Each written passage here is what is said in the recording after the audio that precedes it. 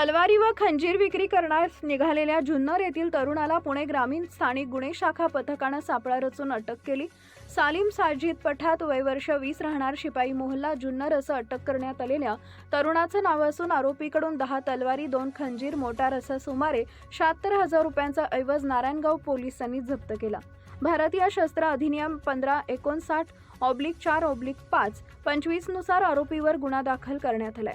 पुणे ग्रामीण स्थानिक गुन्हे शाखा पथकातील पोलीस अधिकारी कर्मचारी 28 मार्च 2026 रोजी पुणे नाशिक महामार्गावर नारायणगाव इथं पेट्रोलिंग करत होते। जुन्नर येथील एक तरुण नारायणगाव इथं तलवारी विक्री करण्यासाठी येणार असल्याची माहिती सहाय्यक फौजदार दीपक साबळे यांना मिळाली होती। सायंकाळी 5 वाजता नारायणगाव येथील पुणे नाशिक महामार्गालगत हॉटेल जीवन लगत असलेल्या गॅरेजजवळ आरोपी सालीम साजिद पठाण याला ताब्यात घेतले। त्याच्या जवळील मोटारीची तपासणी केली असता मोटारीत 10 तलवारी 2 खंजीर आढळून आल्या। पोलिसांनी आरोपीकडे अधिक चौकशी केली असता त्या तलवारी अजमेर येथून खरेदी केल्याचं आरोपीने सांगितले। फौजदार जगदेव पाटील पुढील तपास करत आहेत। Subscribe now and press the bell icon. Never miss an update.